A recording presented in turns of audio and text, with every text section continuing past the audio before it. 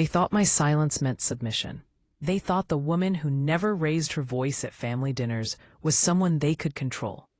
But as I sat there in that sterile conference room, watching my husband's business partner slide a document across the mahogany table, a document that would strip me of everything I had built, I realized something profound.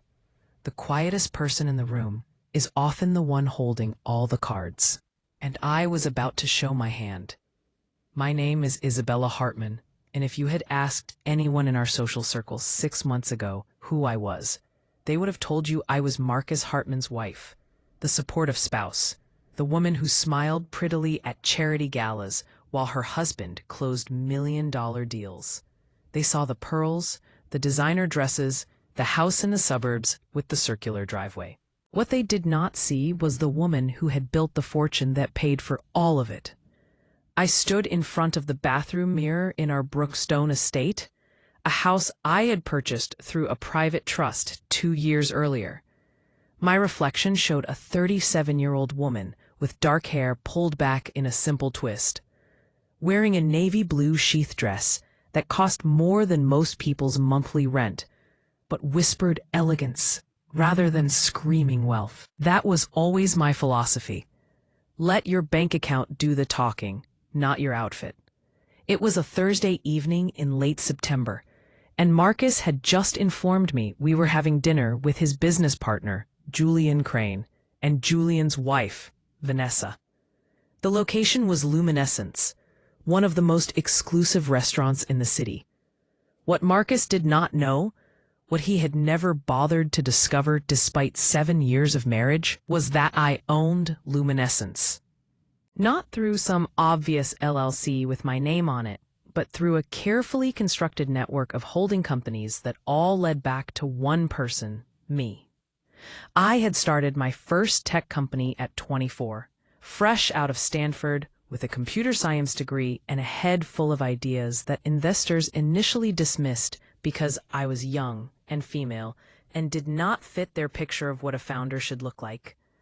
But I had something they did not. I had code that worked. I had a product that solved a real problem. And when Bright Horizon Analytics sold 3 years later for $62 million, I had something else. I had capital. Marcus, I called down the stairs, smoothing my dress one final time. Are we taking the Audi or the Range Rover? His voice drifted up from the first floor, tight with an anxiety he was trying to mask. Let's take the Range Rover. Julian expects a certain image. Of course he did.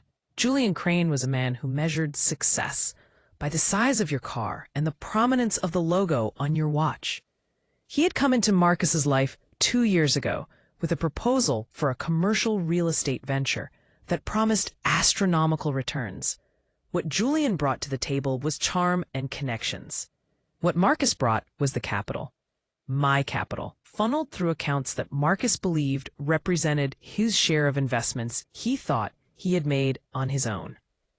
I walked down the curved staircase, my heels clicking softly on the Italian marble I had selected from a quarry outside Florence.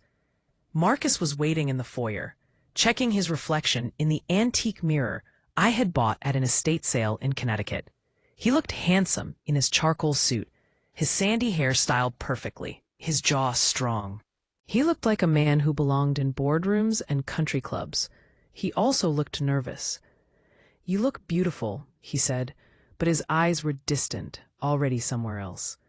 We drove in silence for the first 10 minutes.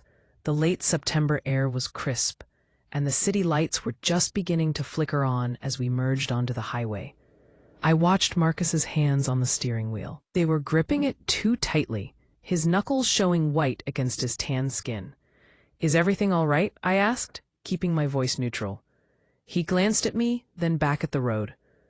"Everything is fine. Julian just wants to discuss the quarterly numbers. You know how he gets."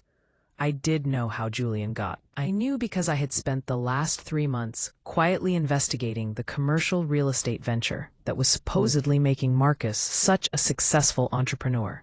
What I had discovered was that the venture was hemorrhaging money. Properties were sitting vacant.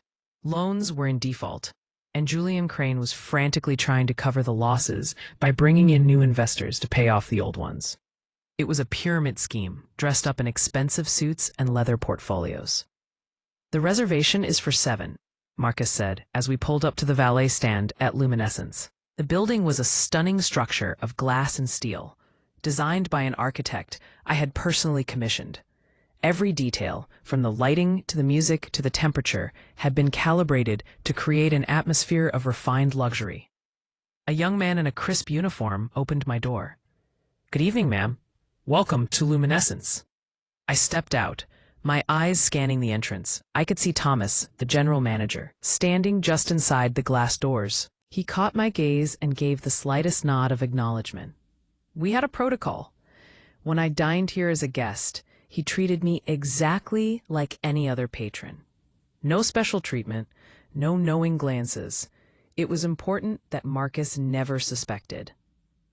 "Mr. Hartman," Thomas said as we approached, his voice warm and professional. "Your party is already seated. Right this way." We followed him through the main dining room. The space was full but not crowded, the low hum of conversation mixing with soft piano music from the corner where our house musician played a Steinway grand. The scent of truffle oil and fresh bread hung in the air. I had approved the menu 3 months ago, and I knew the food cost percentages on every dish. The private dining room was on the 2nd level, accessible by a floating staircase that seemed to defy gravity. The room itself was enclosed in floor-to-ceiling windows that offered a panoramic view of the city skyline. Julian and Vanessa were already seated at the round table, glasses of champagne in front of them. "Marcus," Julian said, standing with his arms spread wide, like they were old friends reuniting after years apart, though they had seen each other 2 days ago. "And the lovely Isabella. You look radiant as always." Julian Crane was 52, but worked hard to look 40. He had the kind of tan that came from too much time on yachts and golf courses, and his teeth were so white they practically glowed in the candlelight. His handshake was firm, calculated to convey confidence and dominance. Vanessa, his wife, was a different story. She was 29, a former model who had married Julian 18 months ago, in a ceremony that had been featured in a lifestyle magazine. She wore a dress that cost more than some cars and a smile that did not quite reach her eyes. "Please, sit," Julian said, gesturing to the empty chairs. "I have taken the liberty of ordering champagne. We are celebrating tonight."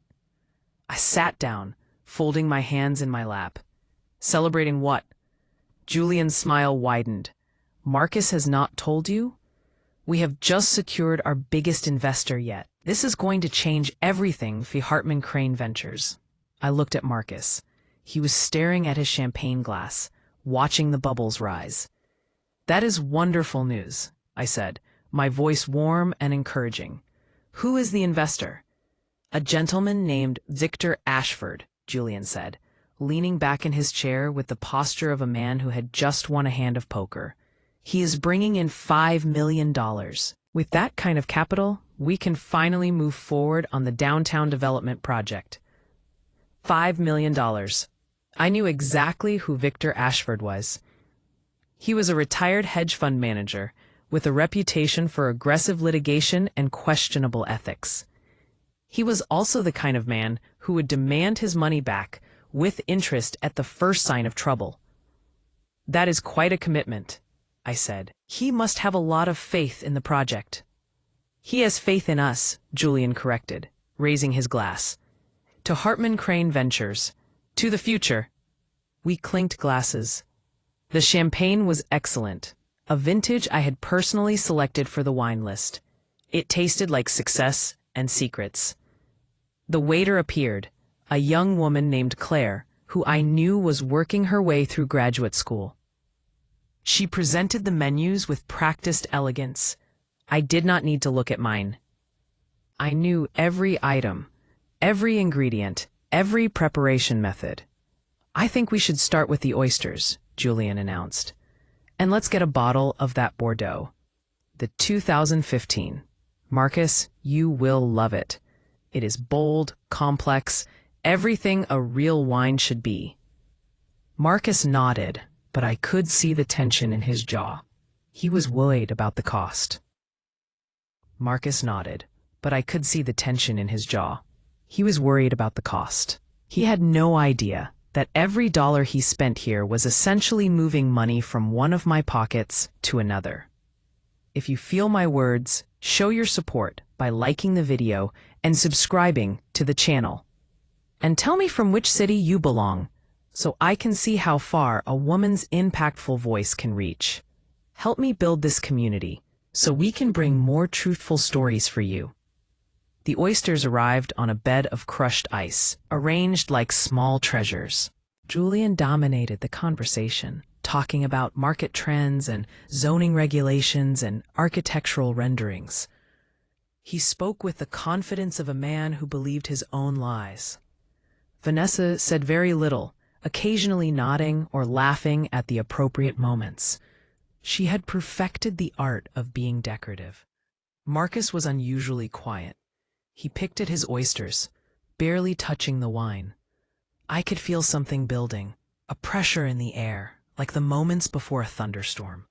"Isabella," Vanessa said suddenly, turning her attention to me. "I've been meaning to ask, what do you do with your time? I mean, now that Marcus is so busy with the business, do you volunteer? Join clubs?" It was a question designed to diminish me, to reduce my existence to hobbies and pastimes. I smiled at her. "I stay quite busy," I said. "I do some consulting work. Technology sector mostly." "How nice," Vanessa said, her tone suggesting it was anything but. I tried working once. Modeling, obviously, but I found it so exhausting. I much prefer supporting Julian in his endeavors. A strong man needs a supportive wife, do you not think? "I absolutely agree," I said. "Support is everything in a marriage." Julian laughed, a booming sound that carried across the room. "That is why I chose Vanessa. She understands her role, unlike some women who think they need to compete with their husbands." The comment hung in the air like smoke. I felt Marcus shift uncomfortably beside me. The main courses arrived.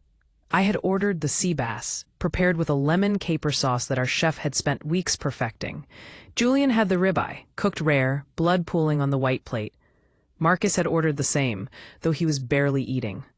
"Julian," Marcus said finally, setting down his fork, "there is something we need to discuss. About the downtown project." Julian's expression did not change, but I saw his eyes sharpen. "Now is not the time, Marcus. We are celebrating. I think Isabella should know," Marcus continued, his voice gaining strength. "She is my wife. She deserves to understand what is happening." Julian's smile became fixed, frozen. "Of course, though I am not sure this is the appropriate venue for business discussions." Marcus turned to me. His face was pale, and I could see a thin sheen of sweat on his forehead. "Isabella, there have been some complications with the venture. Some of the properties are not performing as expected. Julian thinks we need to bring in additional capital to cover the shortfall." "How much additional capital?" I asked. Julian waved his hand dismissively. "It is a temporary liquidity issue, nothing to concern yourself with. These things happen in commercial real estate. The market fluctuates." "How much?" I repeated, looking at Marcus. $2 million, Marcus said quietly. "Julian thinks I should contribute another $2 million to keep the project viable." I sat back in my chair, processing this information that I already knew. I had known about the failing properties for months. What I had not known was that Julian was going to pressure Marcus tonight, in public, with witnesses. "That is a significant amount," I said carefully. "It is an investment in our future," Julian said, his voice taking on a harder edge. "Marcus, you know as well as I do that we are on the verge of something massive here, but we need to weather this temporary storm. Partners support each other. That's how business works." "I need to think about it," Marcus said. "I need to review the numbers." "What numbers?" Julian's voice was sharp now, cutting. "We've been over the numbers 100 times. Either you're committed to this partnership or you're not." Vanessa placed her hand on Julian's arm. Darling, perhaps we should give them some time to discuss it privately. No, Julian said, shaking off her hand. This needs to be resolved tonight. Victor Ashford expects to see commitment from both partners. If Marcus backs out now, it makes us both look weak. I am not backing out, Marcus said, his voice rising slightly. I just need time to secure the funds. You have access to funds, Julian said, leaning forward. You have assets. The house alone must be worth $3 million. Take out a line of credit. This is not complicated. And there it was, the trap. Julian was not just asking for an investment. He was asking Marcus to leverage everything we owned, to put our home at risk for a failing venture that would never recover. I looked at Marcus. I looked at the man I had married 7 years ago, the man I had supported and funded and built up. I waited for him to defend me, to tell Julian that he would not risk his family's security without consulting his wife. Instead, Marcus said, I will talk to the bank on Monday. Something inside me shifted. It was not dramatic. It was not a crack or a break. It was more like a lock clicking into place. I had spent 7 years being supportive, being quiet, being the wife who stood behind her husband. And in that moment, I realized that Marcus would throw me under the bus to save his pride. I picked up my wine glass and took a slow sip. The Bordeaux was perfect, rich and complex with notes of dark fruit and oak. Julian smiled, victory evident in his eyes. Excellent. I knew you would see reason. To partnerships. He raised his glass. Marcus raised his hand trembling slightly. Vanessa raised hers, looking bored. I did not raise mine. Isabella? Julian said, noticing my stillness. Are you not going to toast to your husband's success? I set my glass down gently. I have a question first, Julian. About the downtown development project. How many units are currently leased? The question caught him off guard. His smile faltered for just a second. That is proprietary information, Isabella. I do not think. I am asking because my husband is about to risk our home, I said, my voice calm but firm. I think I deserve to know the occupancy rate of the properties we are investing in. The occupancy rate is fine, Julian said dismissively. These things take time. The market. 12%, I said. The occupancy rate is 12%, which means 88% of the units are sitting empty. And according to the mortgage documents I reviewed, the properties are already in default on 3 separate loans. The table went silent. Marcus was staring at me with his mouth slightly open. Vanessa had stopped pretending to be interested and was now watching with genuine attention. Julian's face had gone very still. How did you? Marcus started, then stopped. How did I know? I asked. Because I did what you should have done before you signed the partnership agreement. I investigated. I pulled the county records. I reviewed the loan documents. I spoke to an attorney about what happens when commercial properties default. Julian's expression had shifted from charming to dangerous. You have been snooping into our business affairs? They are my husband's business affairs, I said, which makes them my concern. Isabella, Marcus said, his voice tight. Can we discuss this at home? No, I said. I think we should discuss it right here, right now. Because Julian is asking you to invest $2 million into a project that is failing. And when it collapses, and it will collapse, we will lose everything. Our home, our savings, everything. You do not understand business, Julian said, his voice dripping with condescension. This is a long-term play. Short-term losses are expected. I understand business perfectly well, I replied. I sold a company for $62 million when you were still trying to convince banks to give you your first commercial loan. I understand leverage and liquidity and what happens when you try to cover a pyramid scheme by bringing in new investors. The words were out. The accusation was made. Julian's face turned red. How dare you, he hissed. How dare you sit at this table and accuse me of running a pyramid scheme? I have built a legitimate business.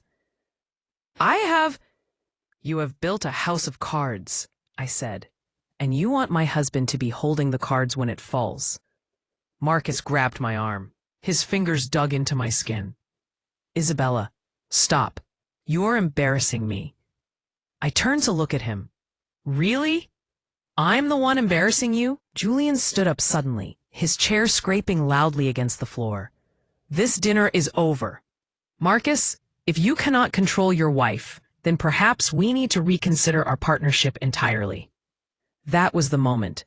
That was the exact moment when I stopped being Marcus Hartman's supportive wife and became something else entirely. I stood up slowly, deliberately. I smoothed my dress and looked Julian Crane directly in the eyes. You are absolutely right, I said. This dinner is over, and so is your charade. I walked toward the door of the private dining room. Before I opened it, I turned back. By the way, Julian, I said, my voice carrying across the room, the occupancy rate I mentioned, I did not get that from public records. I got it from my property management company. The same company that manages this restaurant? The same company that owns the building you are standing in. I watched his face change as the realization hit him. My name is not just on the deed to the house Marcus wants to mortgage, I continued. It is on the deed to 6 restaurants, 4 commercial buildings, and a portfolio of residential properties worth $40 million. Everything Marcus thinks he built, I built it. Every investment he thinks he made, I funded it. And this restaurant where you just tried to humiliate me, I own it. I opened the door. Thomas was standing just outside, as I knew he would be. Thomas, I said, please prepare the bill for Mr. Crane's table, and make sure it includes the full bottle service fee for the champagne and the Bordeaux. No discounts. Yes, Mrs. Hartman, Thomas said, using my married name, but with a tone that made it clear he knew exactly who I was. I walked out of that private dining room. I walked down the floating staircase. I walked through my restaurant, past the diners who had no idea they had just witnessed the beginning of an earthquake. I walked out into the September night, and I did not look back. Behind me, I could hear Marcus calling my name. I could hear Julian's voice raised in anger. I could hear the clatter of silverware and the murmur of shocked conversation, but I kept walking. I pulled out my phone and called a car service. While I waited, I sent a text message to my attorney, a woman named Patricia Chen, who had helped me structure my holdings years ago. The text was simple. Need to meet first thing tomorrow. Preparing to file for divorce. We'll also need a forensic accountant to trace all funds invested in Hartman Crane Ventures. Suspect fraud and misappropriation. The car arrived 3 minutes later. As I slid into the back seat, I felt my phone buzz. It was Marcus. The text said, "What the hell did you just do? Come back inside. We need to talk." I did not respond. Instead, I called my sister, Sophia. She answered on the second ring. "Izzy, what is wrong? You sound weird." "I need you to come to my house tomorrow," I said. "Bring a camera and a witness. I am going to need documentation of everything in the house before Marcus realizes what is happening." "Wait, what?" Sophia said. "What is going on?" "I just ended my marriage," I said, "and possibly sent a man to prison for fraud. Can you help me?" There was a pause. Then Sophia said, "I will be there at 8 in the morning. Do you need a place to stay tonight?" "No," I said, looking out at the city lights streaming past the window. "I am going home. It is my house. He can leave." That night, I slept in the guest room. Not because I was afraid of Marcus, but because I wanted space to think. He did not come home until after 2 in the morning. I heard him stumbling through the house, slamming doors, muttering to himself. At one point, he stood outside the guest room door, and I heard him try the handle. I had locked it. He knocked. Softly at first, then harder. "Isabella," he said, "we need to talk about this. You cannot just blow up my life like this." I did not answer. "I know you are in there," he said, his voice getting louder. "This is my house too. You cannot lock me out. Actually, I thought but did not say. I can. Because it is my house. The deed is in my name, held through a trust you never bothered to investigate. Eventually, he gave up. I heard him walk away, heard his footsteps heavy on the stairs, heard him go into our bedroom, our former bedroom. I lay in the dark, staring at the ceiling, running through everything I would need to do. File for divorce, separate all financial accounts, change passwords, secure documentation, protect my assets. And then there was Julian Crane. I knew enough about his operation now to know he had committed fraud. He had lied to investors about property values and occupancy rates. He had created false financial statements. And if I was right, he had been siphoning money out of the venture into personal accounts. I could destroy him. The question was whether I wanted to. The answer came quickly, yes. Not because I was vindictive, but because men like Julian Crane hurt people. They ruined lives. They took money from investors who trusted them and left wreckage behind. If I did nothing, he would find another Marcus to manipulate, another family to destroy. The next morning, Sophia arrived at exactly 8 a.m. with her husband David, who was a notary. They brought cameras and a legal pad and 3 extra-large coffees. Sophia hugged me tightly. "Are you okay?" "I am better than okay," I said. "I am clear." We spent 4 hours documenting everything in the house, every piece of furniture, every painting, every appliance. We opened safes and photographed jewelry. We went through files and made copies of documents. David notarized statements about the condition of the property. Marcus emerged around noon, looking haggard and angry. He stopped short when he saw Sophia and David. "What is this?" he demanded. "This is documentation," I said calmly, "for the divorce proceedings." "You cannot be serious," he said. "Isabella, we have been married for 7 years. You cannot just end it because of one argument." "It was not one argument, Marcus. It was 7 years of me building everything while you took credit. It was you being willing to risk our home without even consulting me. It was you telling me to stop when I tried to protect us from a con artist." "Julian is not a con artist," Marcus shouted. "He is a businessman." "He is a criminal," I said. "And I have already contacted the SEC. They will be opening an investigation into Hartman Crane Ventures by Monday." Marcus went pale. "You did what?" "I reported securities fraud," I said, "which is my legal obligation once I became aware of it." "You are destroying me," he whispered. "No," I said. "You destroyed yourself. I am just refusing to go down with the ship." B. Marcus looked around the room at Sophia and David, at the cameras and the paperwork. He seemed to realize for the first time that this was real, that I was serious, that his life as he knew it was over. "Where am I supposed to go?" he asked. "That is not my problem," I said. "But you need to leave this house, today." "This is my home," he said, his voice breaking. "No," I said gently but firmly. "It is not. It never was. The deed is in my name. The mortgage is in my name. You have been living in my house, driving my cars, spending my money, and calling it yours. But it was always mine." I watched him process this information. I watched the realization spread across his face like a stain. "I want you out by 6 p.m. tonight," I said. "Take your personal belongings. Everything else stays." "You cannot do this," he said. But there was no conviction in his voice. He knew I could. Marcus left at 4 p.m. with 3 suitcases and a box of personal items. He did not say goodbye. He did not apologize. He just loaded his things into his car, the car I had purchased 2 years ago, and drove away. I stood at the window and watched him go. I felt nothing. No sadness, no relief, just a vast, empty calm. Sophia came and stood beside me.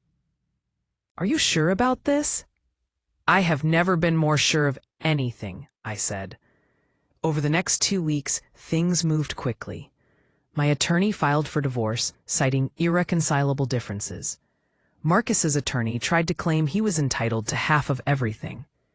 My attorney responded with documentation showing that every asset was held in my name alone, acquired before or during the marriage with my separate property funds. The SEC opened their investigation into Julian Crane.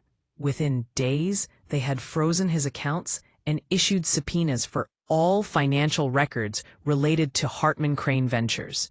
The local news picked up the story. Businessman under investigation for securities fraud. Julian's face was on the evening news, looking haggard and cornered. Marcus called me once, 2 weeks after he moved out. "Isabella," he said. His voice sounded hollow. "Julian is threatening to sue me.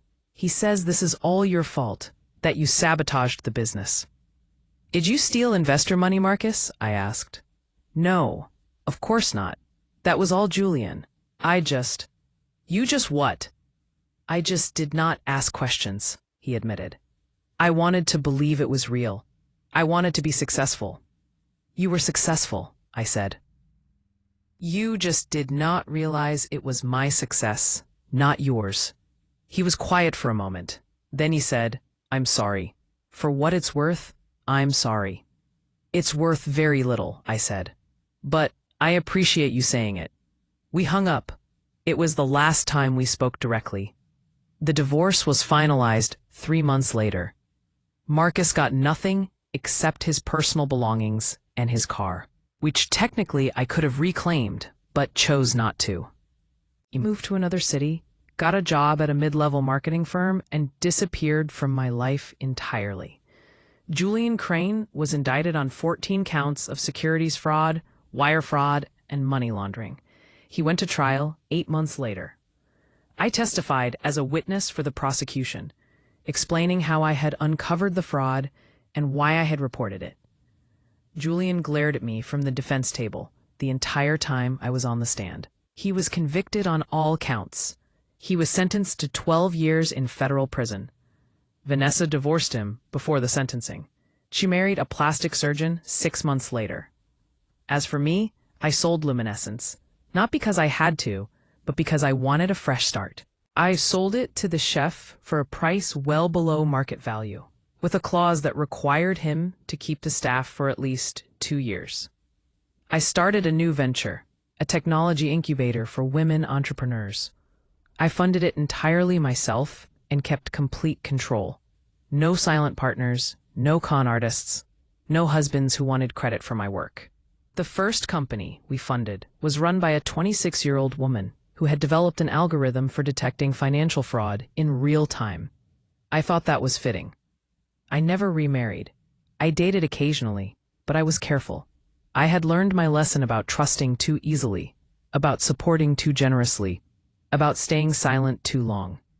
Sometimes, late at night, I would think about that dinner at Luminescence. I would remember the look on Julian's face when I revealed I owned the restaurant. I would remember Marcus calling my name as I walked out. And I would smile, because in that moment I had stopped being someone's wife and become myself again. I had stopped whispering and started speaking. And the sound of my voice, calm and clear and absolutely certain, had brought down an empire built on lies. If you feel my words, show your support by liking the video and subscribing to the channel. And tell me from which city you belong, so I can see how far a woman's impactful voice can reach.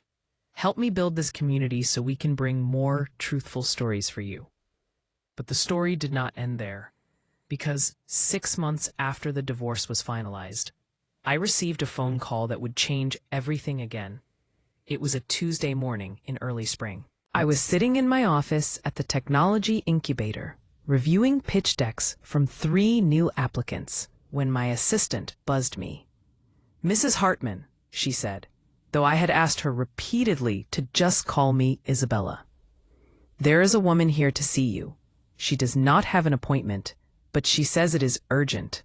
Her name is Charlotte Ashford." Charlotte Ashford. The name sounded familiar, but I could not place it immediately. "Send her in," I said. The woman who entered my office was in her early 50s, impeccably dressed in a cream-colored suit that screamed old money. Her hair was silver, cut in a sharp bob, and her eyes were the pale blue of Arctic ice. "Mrs. Hartman," she said, extending her hand. "Thank you for seeing me without notice. I am Charlotte Ashford, Victor Ashford's wife." And there it was. Victor Ashford, the investor who had put $5 million into Julian Crane's fraudulent venture. The man who was now suing Marcus for return of his investment, even though Marcus had no money to return. "Please, sit," I said, gesturing to the chair across from my desk. Charlotte sat down, placing her Hermes bag carefully on the floor beside her. She looked at me with an expression I could not quite read. Calculation mixed with something that might have been respect. "I imagine you are wondering why I am here," she said. The thought crossed my mind, I admitted. Charlotte smiled. It was a thin, sharp smile. "I want to thank you." I blinked. That was not what I had expected. "Thank me? For exposing Julian Crane?" she said. "My husband lost $5 million in that venture." "Yes. But he was prepared to invest an additional $20 million. If you had not come forward when you did, we would have lost everything." "I did not do it for you," I said carefully. "I did it because it was right." "I know," Charlotte said. "That is why I am here. Mrs. Hartman, may I be frank with you? Please." "My husband is an idiot," Charlotte said. The bluntness of the statement was startling. "He made his money through a combination of luck and inherited wealth. He has no business sense whatsoever. He invests based on gut feeling and handshakes, and the lies of charming men like Julian Crane. I have spent 30 years watching him make terrible decisions." "I see," I said, not sure where this was going. "2 months ago," Charlotte continued, "I went to see an attorney. I asked about divorce, about separating my assets from my husband's before he loses everything we have. And the attorney told me that in our state, assets acquired during a marriage are typically considered marital property, regardless of whose name is on the account. That is generally true," I confirmed. "Unless," Charlotte said, leaning forward, "those assets are held in a structure that predates the marriage or are clearly segregated as separate property with proper documentation and intent." I was beginning to understand. "You want to protect your assets. I want to learn how you protected yours," Charlotte said. "Mrs. Hartman, I have done my research on you. I know about Bright Horizon Analytics. I know about your holdings. I know that you managed to walk away from your marriage with everything intact, while your ex-husband got nothing.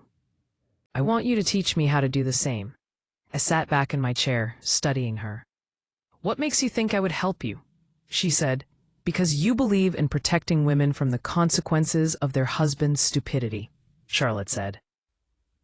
I said, "What exactly are you asking for?" Charlotte said.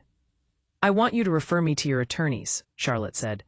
"I want to understand how to structure my assets so that when Victor inevitably destroys himself financially, I am not destroyed with him. I'm willing to pay whatever consulting fee you think is appropriate." "Charlotte." I considered this. Charlotte Ashford was not a friend. She was not even someone I particularly liked from our brief interaction. But she was a woman trying to protect herself from a man's bad decisions.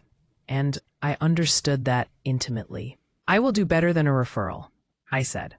"I will have my attorney meet with you directly and walk you through the entire process, pro bono." Charlotte's eyes widened slightly. "Why would you do that?" "Because 10 years ago, I wish someone had done it for me," I said. "I had to figure it all out on my own. You do not have to." Charlotte stood up and extended her hand again. "Thank you, Mrs. Hartman." "Isabella," I corrected. "Call me Isabella." She shook my hand firmly. Her grip was strong. "Thank you, Isabella."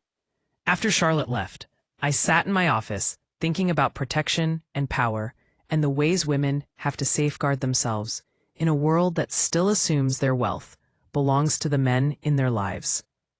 I called Patricia Chen, my attorney. "Patricia," I said when she answered, "I need you to do something for me." "Of course," she said. "What do you need?" "I need you to create a seminar," I said, a workshop for women on asset protection, how to structure holdings, how to maintain separate property, how to protect yourself financially in a marriage. I want it to be free, and I want it to be comprehensive. Patricia was quiet for a moment. Then she said, "That is a brilliant idea. When do you want to do this?" "As soon as possible," I said. "And Patricia, I want you to reach out to other attorneys who specialize in this. I want a whole network. I want women across the country to have access to this information." "Consider it done," Patricia said. That seminar became the foundation for something bigger. We called it the Fortress Project. It was a nonprofit organization dedicated to teaching women how to protect their financial interests. We held workshops in 12 cities. We created online resources. We offered free consultations with attorneys and financial planners. The response was overwhelming. Thousands of women attended. They came from all walks of life. Some were wealthy, like Charlotte Ashford, trying to protect inheritances and businesses. Some were middle-class women who just wanted to make sure they would not be destroyed if their marriages fell apart. Some were young women who had not even married yet, but wanted to be prepared. Every one of them had a story. Every one of them had watched a woman, their mother or sister or friend, lose everything in a divorce or because of a husband's bad investment. They were tired of being vulnerable. They wanted tools. We gave them tools. One of the women who attended was named Grace Martinez. She was 42, a nurse, married to a man who had spent the last 15 years making increasingly risky business decisions. She came to one of our workshops in Phoenix. After the session, she approached me. "Mrs. Hartman," she said. "Isabella," I corrected automatically. "Isabella," she said again, her voice shaking. "I just want to say thank you. I have been feeling so helpless for so long. My husband opened a restaurant last year without telling me. He used our savings as collateral. The restaurant is failing, and we are about to lose our house. I did not know I could do anything about it." "You can," I told her. "It is not too late." Grace worked with one of our attorneys. They helped her understand her options. She ended up filing for separation of assets, a legal maneuver that protected her income and her portion of the remaining savings. Her husband's restaurant sailed 6 months later, but Grace did not lose everything. She kept her home. She kept her security. She sent me a card afterwards. It just said, "You saved my life." I kept that card in my desk drawer. On hard days, when I questioned whether any of this mattered, I would take it out and read it. Meanwhile, the fallout from Julian Crane's conviction continued. Several of his investors filed civil suits. Marcus was named as a defendant in 3 of them, even though he had been as much a victim as an accomplice. He could not afford an attorney, so he represented himself. He lost all 3 cases. He declared bankruptcy. I heard about it through mutual acquaintances. Part of me felt a twinge of pity, a very small part. The rest of me remembered him gripping my arm at dinner, telling me I was embarrassing him, willing to mortgage our home without consulting me. I did not reach out. 2 years after the divorce, I was invited to speak at a conference for women in technology, the keynote address. I almost said no. Public speaking had never been my strength. I preferred the background, the strategy, the quiet work of building systems and structures. But then I thought about all the years I had stayed quiet, all the times I had let Marcus take credit, let Julian dominate the conversation, let people assume I was just the supportive wife. I accepted the invitation. The conference was in Seattle, held in a massive convention center with over 2,000 attendees. I stood backstage, wearing a charcoal gray suit and a simple gold necklace, listening to the moderator introduce me. Our keynote speaker today built and sold her first company for $62 million before the age of 30. She is the founder of the Fortress Project, a nonprofit dedicated to financial literacy and asset protection for women. She is a venture capitalist, an entrepreneur, and a fierce advocate for women in business. Please welcome Isabella Hartman. The applause was thunderous. I walked out onto the stage, into the lights, in front of thousands of women who had paid to be there, who wanted to hear what I had to say. I stood at the podium and looked out at them. For 7 years, I began, my voice steady and clear. I was invisible. I built companies and I managed investments and I created wealth, but I did it quietly. I let someone else take the credit because I thought that was what a good wife did. I thought supporting my husband's ego was more important than claiming my own achievements. The room was silent, everyone listening. And then one night, I continued. I sat at a dinner table and watched my husband agree to risk everything we had without even asking my opinion. I watched his business partner try to humiliate me. I watched them assume I was just a decoration, just a name on a marriage certificate. I paused, remembering that night at Luminescence, the weight of the silverware in my hands, the taste of the Bordeaux, the moment I decided to stop being invisible. And I realized something, I said. My silence was not protecting anyone. It was not keeping the peace. It was just making me complicit in my own erasure. I told them the story. Not all of it, but enough.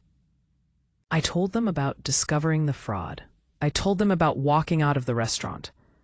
I told them about taking back my life. When I finished, the applause lasted for 3 minutes. Women were standing. Some were crying. A woman in the front row mouthed the words, "Thank you." After the speech, there was a meet and greet. A line of women waited to talk to me, to shake my hand, to share their stories. One woman told me about leaving an abusive marriage with nothing but a suitcase. Another told me about discovering her husband had a second family in another state. Another told me about fighting for custody of her children while her ex-husband used their shared business to control her. Every story was different. Every story was the same. They had all been told, in one way or another, that their voices did not matter, that their contributions were not valuable, that they should be grateful for whatever scraps of recognition they received. And they were done being quiet. 3 years after the divorce, I was having lunch with Sophia at a small bistro near my office. We were talking about her daughter, my niece Emma, who was starting college in the fall. "She wants to study business," Sophia said. "She keeps talking about your incubator. I think you are her hero." "That is terrifying," I said. But I was smiling. Sophia laughed. "You are good at this, Izzy, at helping people, at building things that matter. Are you happy?" It was a simple question, but it made me pause. Was I happy? I thought about my life. I thought about the incubator, the women we had funded, the businesses they were building. I thought about the Fortress Project, the workshops, the women like Grace Martinez who had been saved from financial ruin. I thought about the speeches I was giving, the conversations I was having, the systems I was changing. "Yes," I said, "I am happy." And I was. Not in the way I had been happy in my marriage, that shallow contentment that came from not making waves. This was something deeper. This was the satisfaction of knowing my life mattered, that my work had impact, that my voice was being heard. That night, I was going through some old files, preparing to donate them to an archive of women business leaders, when I found a letter I had written to myself 10 years earlier. It was dated 2 weeks before I met Marcus. I had just sold Bright Horizon Analytics. I had just become wealthy beyond my wildest expectations. And I had written myself a letter about who I wanted to be. The letter said, "I want to build things that last. I want to create opportunities for other people. I want to use my success to lift others up. I want to be brave and honest and true to myself. I want my life to mean something." I read it twice, then I set it down on my desk and realized something profound. For 7 years, I had abandoned that vision. I had made myself smaller to fit into Marcus's life. I had hidden my success to protect his ego. I had betrayed the woman who wrote that letter. But I was not betraying her anymore. I picked up my phone and called Patricia Chen. "Patricia," I said, "I want to start something new." "Tell me," she said. "I want to create a fund," I said. "A venture capital fund exclusively for women-led startups. I want to put $50 million into it, and I want to structure it so that the founders retain control." No boards full of men telling them what to do. No investors demanding they hire a male CEO to be taken seriously. Just capital and support and trust. Patricia was quiet for a moment. Then she said, "That is ambitious." "I know," I said, "but I can do it. I have the resources. I have the network. I just need the structure." After Patricia said, "I will have a proposal for you by next week." The fund launched 6 months later. We called it Hartman Ventures. I was the sole general partner. We funded 12 companies in the first year. 12 women who had brilliant ideas and no access to capital because investors did not think they looked like founders. One of those companies was run by a woman named Alicia Thompson. She had developed a software platform for managing childcare logistics. Every investor she had pitched had told her the market was too small, that parents would not pay for that kind of service. I knew they were wrong. I had seen the research. I knew how much working parents struggled with childcare coordination. I wrote her a check for $2 million. 18 months later, her company was valued at $50 million. 3 years later, it was acquired by a major tech company for $200 million. Alicia called me the day the acquisition closed. "Isabella," she said, her voice thick with emotion, "I do not even know what to say. You believed in me when no one else would." "That is what we do," I said. "We believe in each other." But the success stories were not the only reason I kept going. There were failures too. Companies that did not make it. Founders who struggled. Markets that shifted. But even in failure, there was value. Because the women I funded learned. They grew. They built networks and skills and confidence. And when they tried again, they were better prepared. And they knew they had a community behind them. They knew they were not alone. 5 years after the divorce, I ran into Marcus by accident. I was in Chicago for a conference, walking through the lobby of my hotel, when I heard someone call my name. "Isabella?" I turned around. He looked older, tired. His hair was graying at the temples. He had gained weight. He was wearing a suit that was off the rack, not bespoke. "Marcus," I said, "how are you?"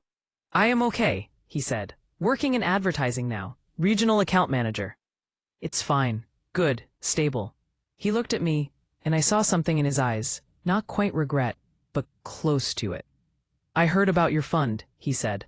"Hartman Ventures. I saw an article in Forbes. It called you one of the most influential women in technology." "It has been a good few years," I said. "I am happy for you," he said, and I thought he might actually mean it. "You deserve it. You always deserved more credit than I gave you."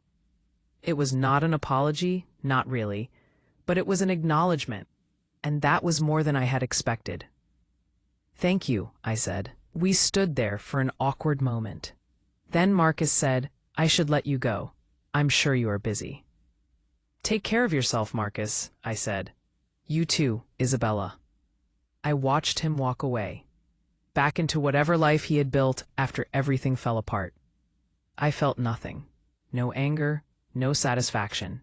Just a vast neutrality. He was a stranger now. A person I used to know in a life that no longer belonged to me. I went upstairs to my hotel room. I had a speech to prepare for the next day. Another conference, another 1,000 women waiting to hear about building businesses and protecting assets and claiming their power. I sat at the desk and opened my laptop. As I started typing notes for my speech, I thought about the woman I had been 5 years ago. The woman who sat at a dinner table and stayed silent while men discussed her future without her. That woman was gone. She had walked out of a restaurant into the night, and she had never looked back. This woman, the one typing in a hotel room in Chicago, preparing to stand in front of thousands of people. This woman was someone different, someone stronger, someone unafraid. Someone who had learned that the quietest person in the room is often the one holding all the cards. And I had just begun to play my hand. The speech the next day was titled "The Cost of Silence." I talked about what we lose when we do not speak up. I talked about the price women pay for being accommodating, for being supportive, for letting others take credit for our work. I talked about what it takes to find your voice, not just to speak, but to speak with authority, to speak with certainty, to speak with the knowledge that you have earned the right to be heard. After the speech, a young woman approached me. She could not have been more than 25. She was crying. "I am sorry," she said, wiping her eyes. Your story. It is my life right now. My boyfriend. He started a company using my code. He is taking meetings with investors and acting like he built everything. And I have been letting him because I thought that is what you do when you love someone. You support them. I looked at her. I saw myself at 25, brilliant and talented and so certain that making myself smaller would make someone else love me more. "What is your name?" I asked. "Jenna," she said.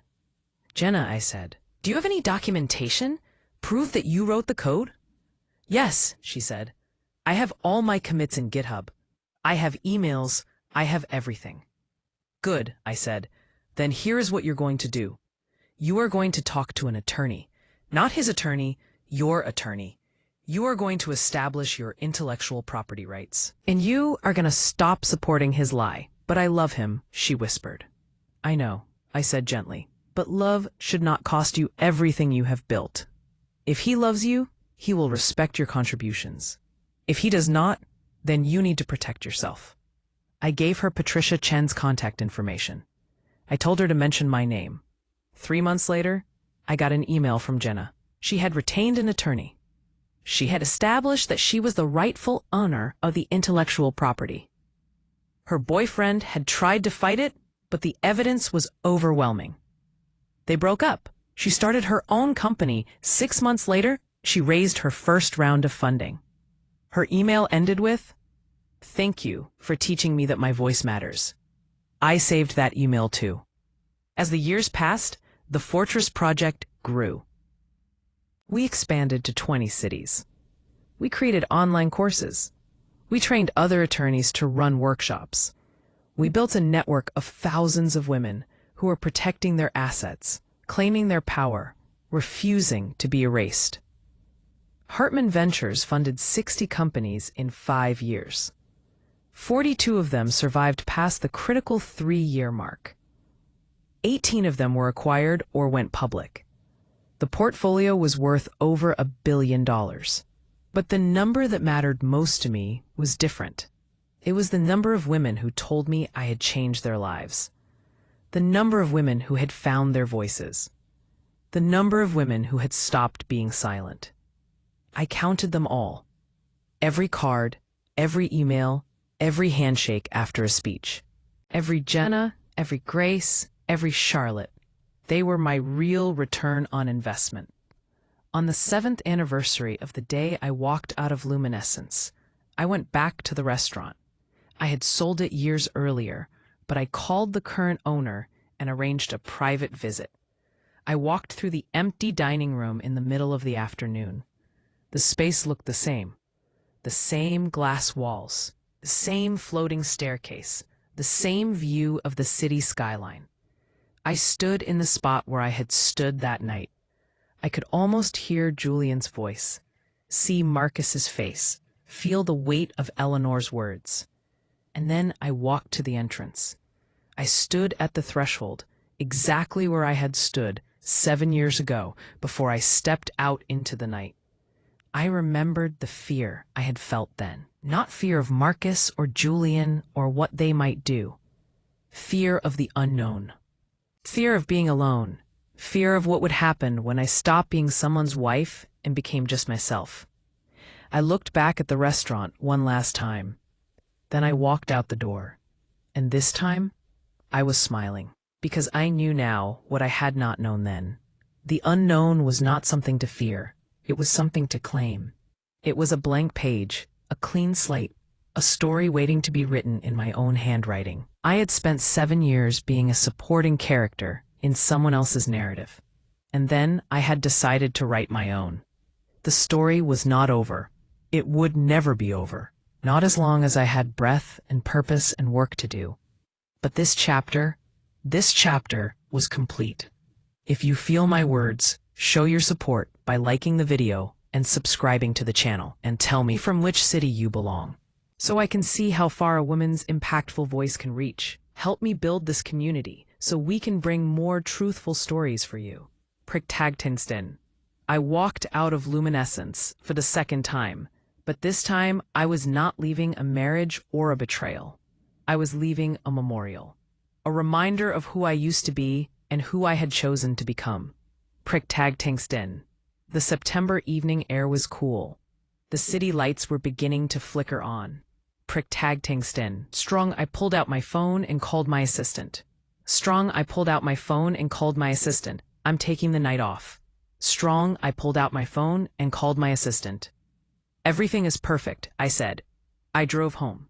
Not to the house I had shared with Marcus. I had sold that years ago. Home was now a loft in the city, a space I had designed myself, filled with things I had chosen, a reflection of the life I had built on my own terms. I poured myself a glass of wine, the same Bordeaux from that dinner, 7 years ago. I sat by the window and looked out at the city. And I thought about all the women out there, sitting at dinner tables, listening to men make plans for their futures without consulting them. Women who were building companies in secret, hiding their brilliance, making themselves smaller. I thought about Jenna and Grace and Charlotte and the thousands of others.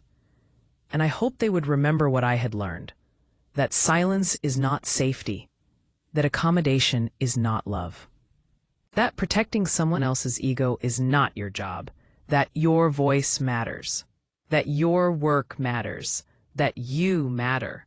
I raised my glass to the city, to all the women who were still finding their courage, to all the women who had already found it. And I drank to the truth. The quietest person in the room is often the one holding all the cards. But sooner or later, you have to put them on the table. And when you do, when you finally show your hand, when you finally speak your truth with clarity and certainty and power, the whole world has to listen. Because your voice, once you decide to use it, can change everything. It changed my life, and it can change yours too. All you have to do is speak. 10 years after I walked out of luminescence, I received an invitation that surprised me. It was embossed on heavy cream cardstock, the kind that whispered old money and established institutions. The Women's Leadership Foundation was honoring me with their Legacy Award for my work with the Fortress Project and Hartman Ventures. The ceremony was scheduled for a Saturday evening in May at the Grand Ballroom of the Fairmont Hotel. Black tie, 500 guests. A seated dinner followed by speeches and the award presentation. I almost declined. Awards had never been my motivation. But then I read the rest of the invitation.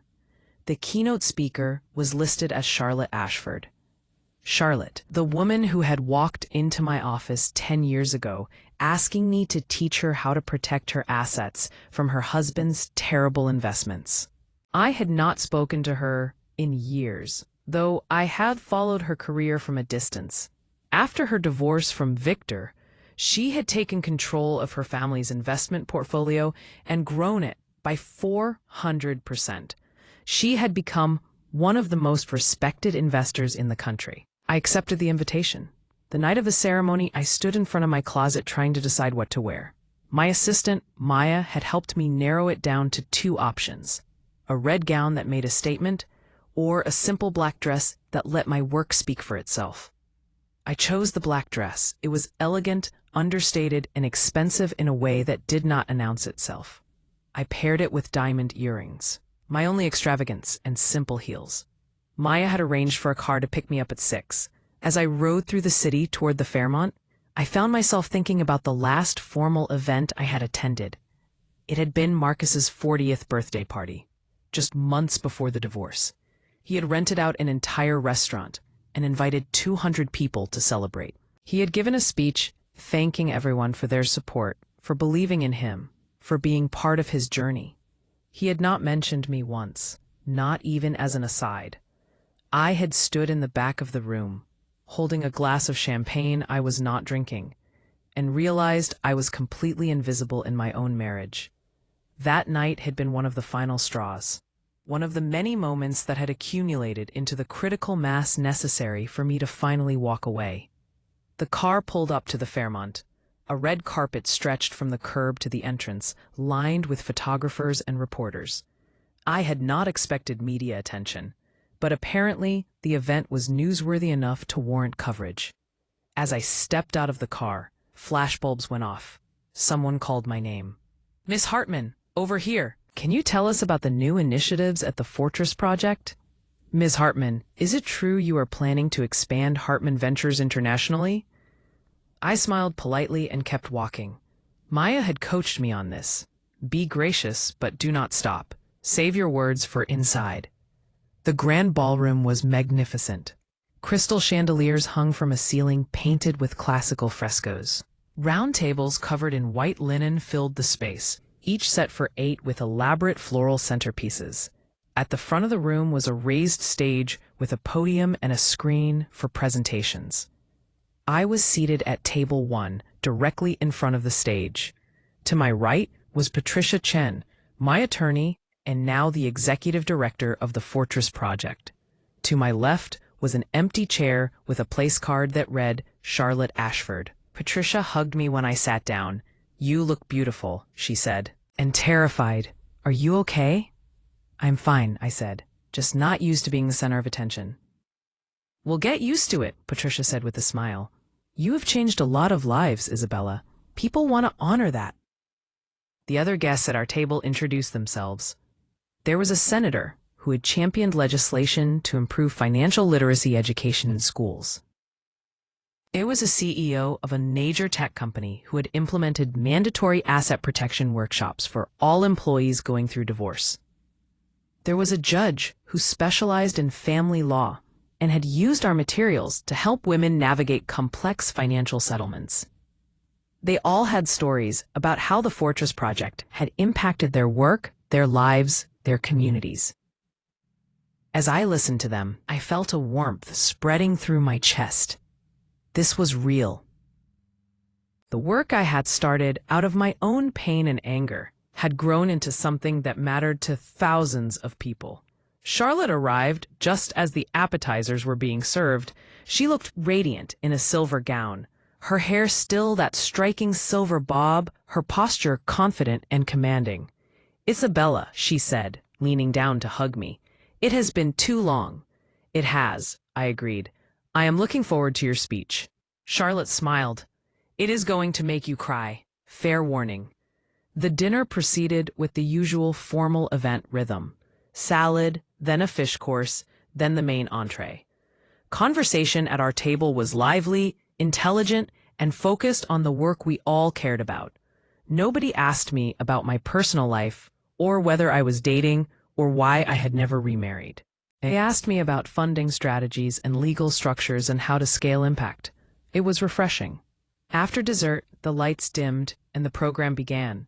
The Foundation's director gave a brief welcome speech, then introduced Charlotte. Charlotte walked to the podium with the easy confidence of someone who had spent years in boardrooms, commanding respect. She adjusted the microphone and looked out at the crowd. 10 years ago, she began, I was trapped. Not physically, not violently, but financially. I was married to a man who was systematically destroying our family's wealth through bad investments and worse judgment, and I felt completely powerless to stop it. The room was silent. 500 people listening to Charlotte's story. I went to see an attorney, she continued. I asked about divorce, about protecting myself. And the attorney told me it would be difficult, complicated, expensive, that I would probably lose half of everything, even though I had done nothing wrong. I left that office feeling hopeless. Charlotte paused, her eyes scanning the room until they found mine. And then a friend told me about a woman named Isabella Hartman, a woman who had built a fortune, protected it through a divorce, and was now teaching other women how to do the same. I made an appointment. I walked into her office expecting to pay thousands of dollars for advice. Instead, she gave me something much more valuable.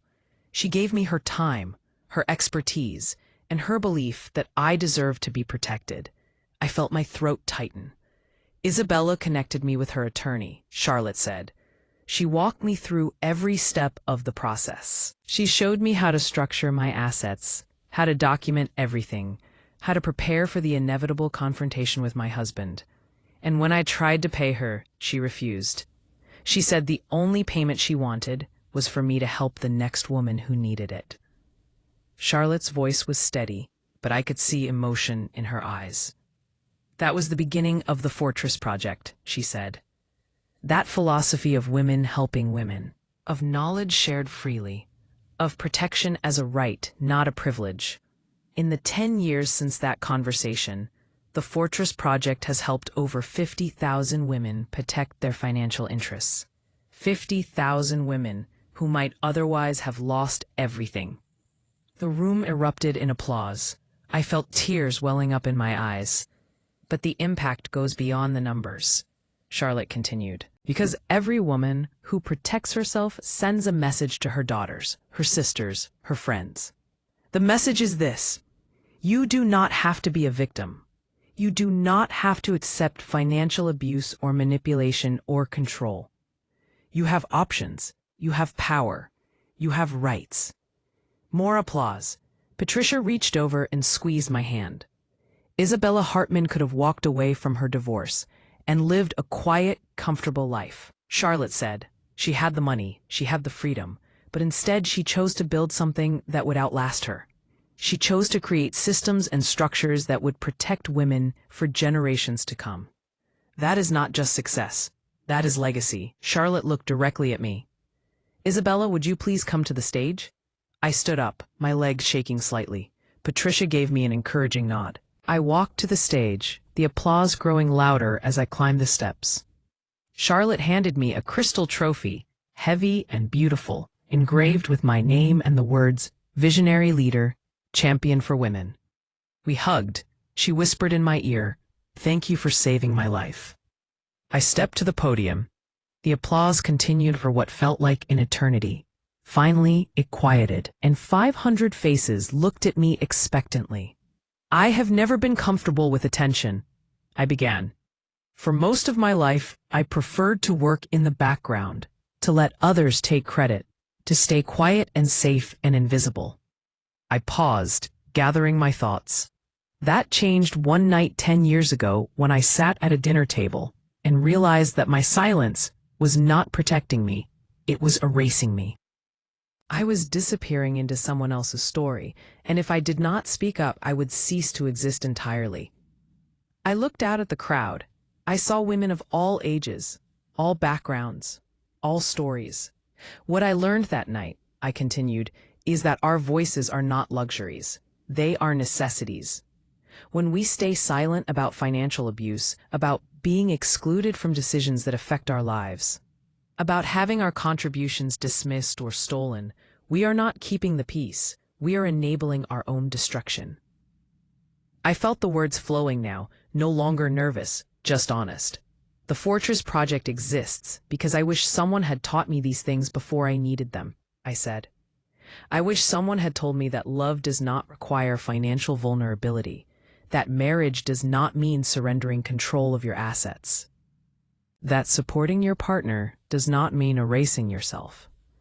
I looked at Charlotte, standing to the side of the stage. 10 years ago, Charlotte walked into my office and asked me to teach her what I had learned. And I realized that my painful experience could become someone else's protection, that my mistakes could become lessons, that my voice, which I had suppressed for so long, could help other women find theirs. The room was absolutely silent now. This award is not really for me, I said. It is for every woman who has ever felt powerless in her own life. Every woman who has been told her contributions do not matter. Every woman who has watched her work be credited to someone else. This is for all of you who are done being silent, who are done being invisible, who are ready to claim your power and use your voice. The applause started again. I left the stage and returned to my seat, my heart pounding. The rest of the evening passed in a blur. People approached our table to congratulate me, to share their stories, to thank me for the work. I listened to each one, shook each hand, hugged each woman who needed it. As the event was winding down, a woman in her 30s approached me. She looked nervous, clutching a small notebook. "Miss Hartman," she said, "I'm sorry to bother you. I know you've been talking to people all night, but I needed to tell you something." "Please," I said, "I'm listening." 5 years ago," she said, "I was married to a man who controlled everything. Every dollar I spent, every purchase I made, every decision about our finances. He convinced me it was normal, that he was just better with money, that I should trust him."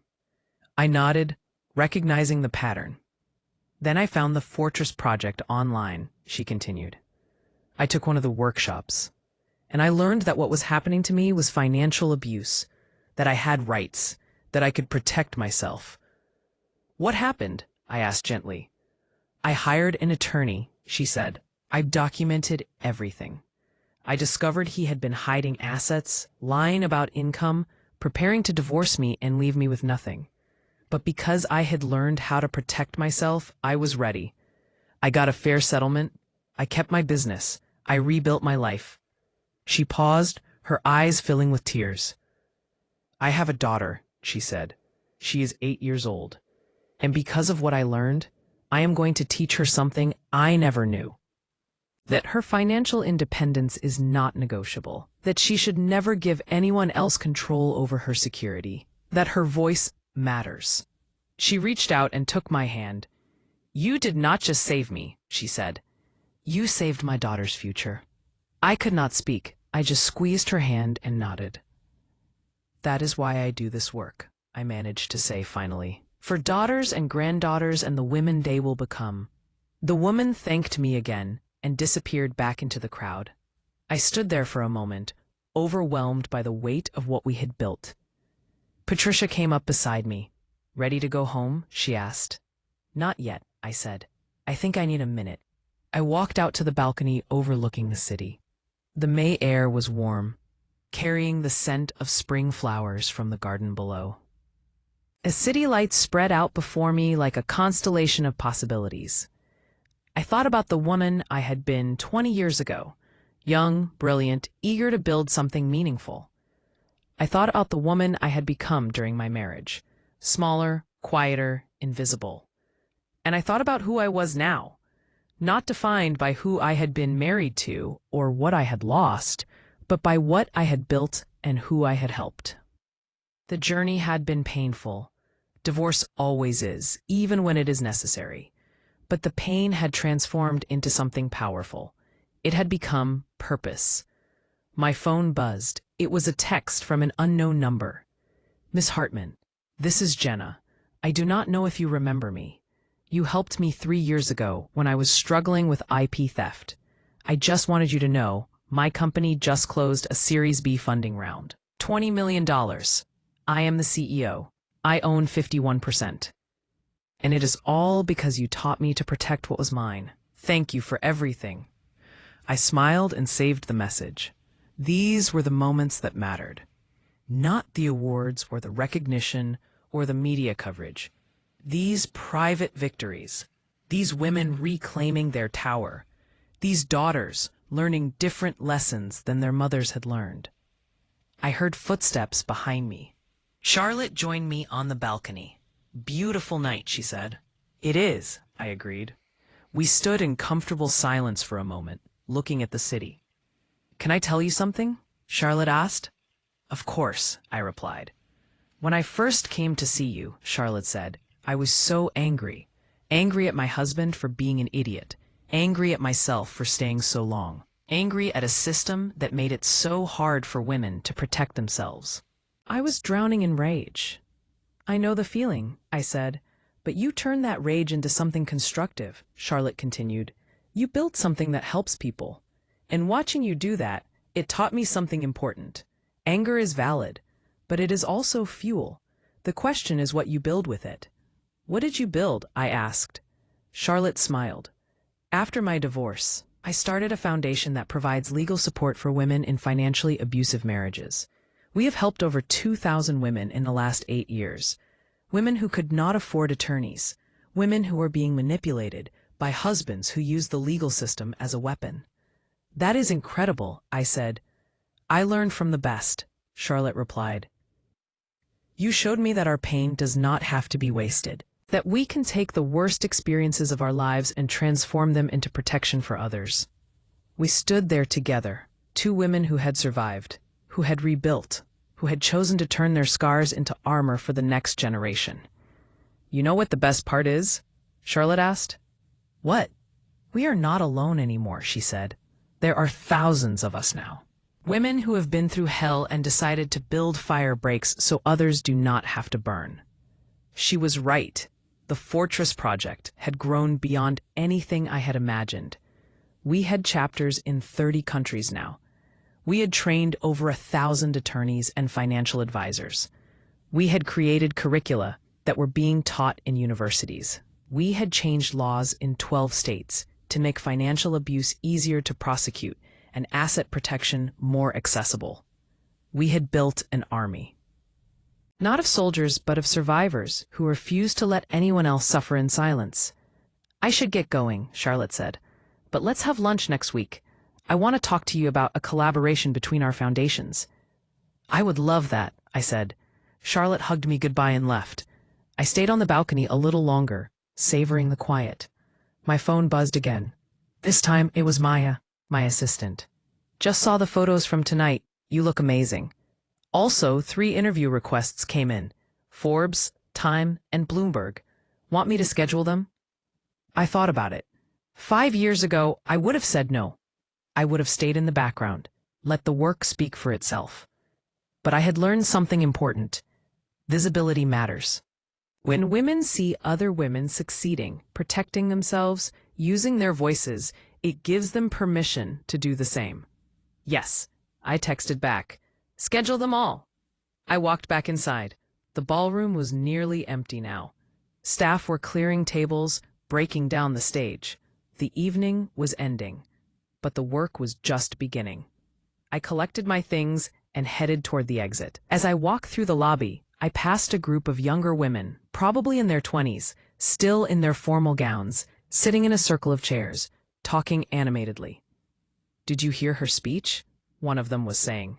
About how silence is not protection? That hit me so hard. I am starting a company next year, another one said. And I am definitely taking one of those asset protection workshops first. I am not making the same mistakes my mom made. I slowed down, listening without being obvious. My boyfriend keeps asking me to put his name on my startup, the first woman said. He says it's because we are a team. But I don't know. After hearing Isabella speak tonight, I feel like maybe I should keep it in my name only. Trust your gut, another woman said. If he loves you, he will understand you protecting yourself. I felt a surge of pride. These young women, they were starting from a different place than I had. They were asking the right questions before they got hurt, not after. I continued walking, smiling to myself. The car was waiting outside. As I settled into the back seat, I looked at the crystal trophy in my lap. Legacy Award. I traced the engraving with my finger. Legacy was not about awards or recognition. It was about impact that outlasted you. It was about the women I would never meet who would benefit from the systems we had built. It was about the daughters and granddaughters who would grow up knowing they did not have to choose between love and financial security. It was about changing the narrative from silence to voice, from vulnerability to protection, from invisibility to power. The car pulled away from the Fairmont. I looked back at the building, all lit up against the night sky, and thought about everyone inside who had gathered to honor work that had started with my own pain, Suffering is universal, I thought, but so is the choice of what we do with it. If you feel my words, show your support by liking the video and subscribing to the channel. And tell me from which city you belong, so I can see how far a woman's impactful voice can reach. Help me build this community so we can bring more truthful stories for you. I got home around midnight. I kicked off my heels, poured myself a glass of wine, and sat by the window looking out at the city lights. Tomorrow, the work would continue. There would be more women to help, more systems to build, more voices to amplify. But tonight, I allowed myself to simply be proud. Proud of how far I had come. Proud of what we had built. Proud of every woman who had found her voice because I had found mine. I raised my glass to the city, to all the silent women who were learning to speak, to all the invisible women who are becoming visible, to all the powerless women who are claiming their power. And I made a promise. I would keep fighting. I would keep building. I would keep speaking, because every woman who finds her voice makes it easier for the next woman to find hers. And together, our voices would become a chorus too loud to ignore, a force powerful enough to change everything.